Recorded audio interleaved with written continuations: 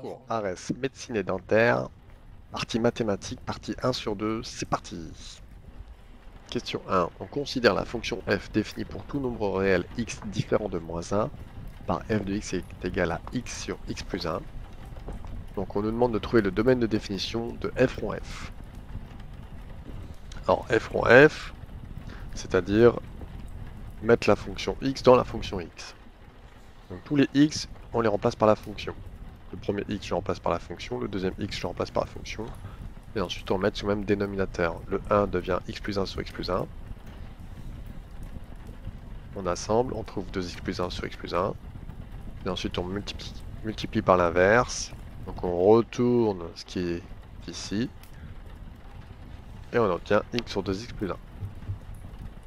Ensuite on va calculer la valeur interdite d'ici. Trouver l'ensemble de définition. Et on va trouver x égale à -1,5.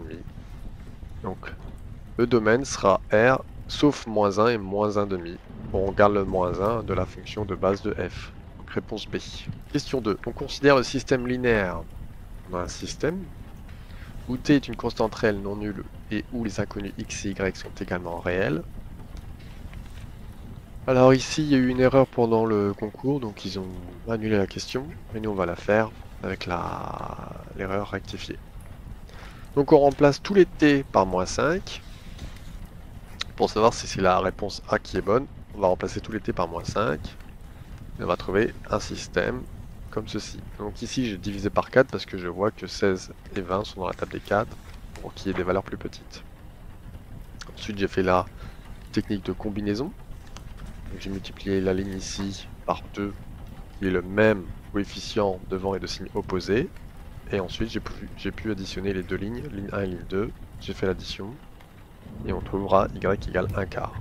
Une fois qu'on a trouvé y égale 1/4, on prend une des deux équations, on remplace par y égale 1/4 et on calcule et on trouve une solution pour x 3/2, donc la somme de solutions du système 3/2, 1/4. Donc le système est possible pour t égale -5, donc c'est pas la réponse A. Est-ce que c'est la réponse B?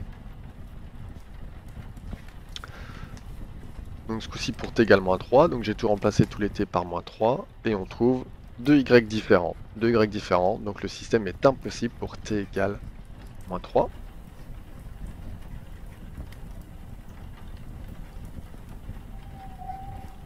Alors, est-ce que c'est la réponse C? Réponse C, il faut remplacer tout par t égale 1. Donc on trouve ce système-là, on fait x2, et on trouve y égale -2, même technique, x égale -3/4. Donc le système admet une solution pour t égale 1, oui. Réponse C validée. Est-ce que c'est la réponse D? T égale 5, on remplace. Et là on trouve 0 égale 0, donc il y a une infinité de solutions. Donc la réponse est C. Question 3. Une culture de cellules croît de manière exponentielle. On constate que le nombre de cellules double en 20 jours. Combien de jours faudra-t-il attendre pour que la population de cellules soit multipliée par 8 par rapport à sa valeur initiale? Donc on sait qu'on a une exponentielle et on veut multiplier par 8. 8 c'est égal à 2 puissance 3. Du coup le 3 va représenter 3 cycles. 3 cycles de division. Et on sait qu'elle double tous les 20 jours, donc 3 fois 20, 60 jours. Réponse B. Question 4. On considère le système linéaire. Donc on nous dit que A1, A2, B1, B2, C1 et C2 sont des nombres réels, tous non nuls, x, y étant les inconnus réels. Parmi les propositions concernant ce système, laquelle est correcte pour toutes les valeurs possibles de A1, A2, B1, B2, C1 et C2?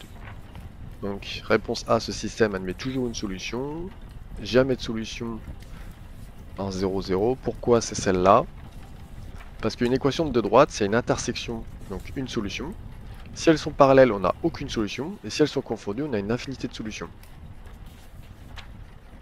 Donc, par contre, on ne peut pas avoir la solution 0, 0. Pourquoi? Parce que C1 et C2, c'est marqué que ça doit être non nul.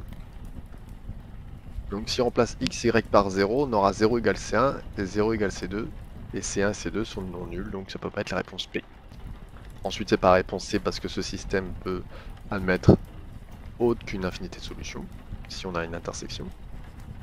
Et ce système peut admettre exactement deux solutions distinctes, ça c'est impossible.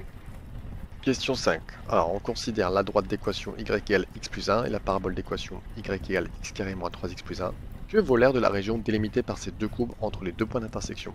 Donc déjà, première étape, on va trouver les points d'intersection. Donc on résout, la courbe est égale à la droite, on met tout à gauche, on trouve x carré moins 4x égale 0, je factorise par x, du coup j'ai une équation produit, x égale 0 ou x moins 4 égale 0, donc x égale 4.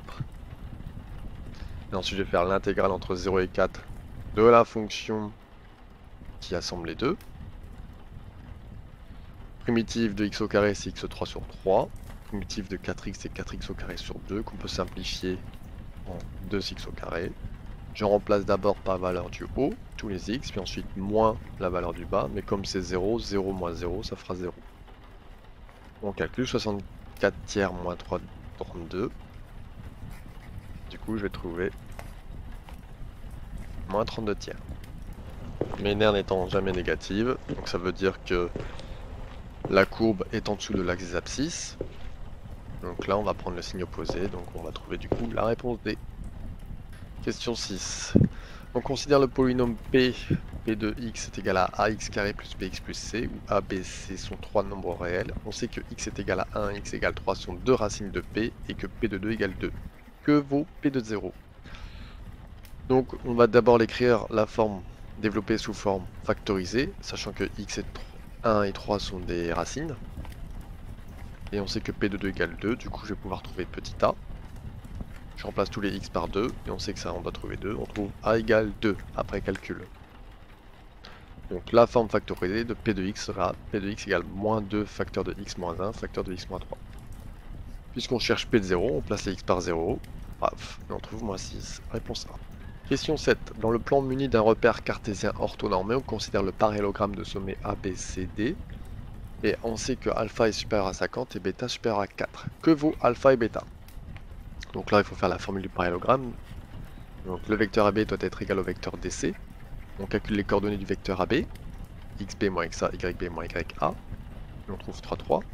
On fait pareil pour DC. Alpha moins 50, bêta moins 3. Et on résout l'égalité.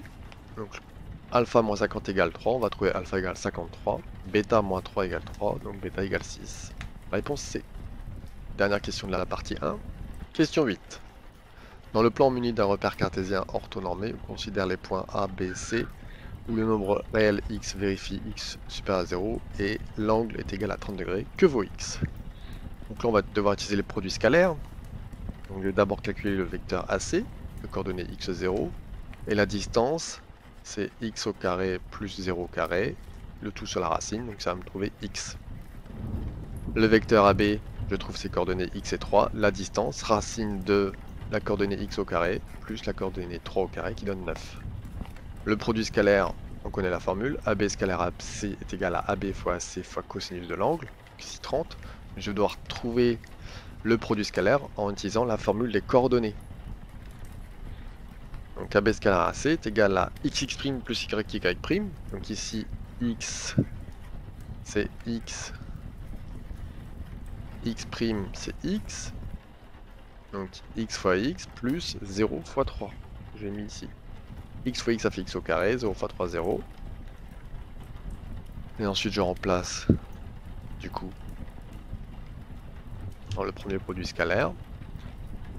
À la place du produit scalaire je mets x carré, à la place de AB je mets x, à la place de AC je mets la distance AB. À la place de, oui j'ai inversé, fois racine de 3 sur 2. Je simplifie les x, puisque j'ai des x carré ici et du x ici, et j'ai que des multiplications. Ensuite je vais tout élever au carré pour faire disparaître ma racine carrée.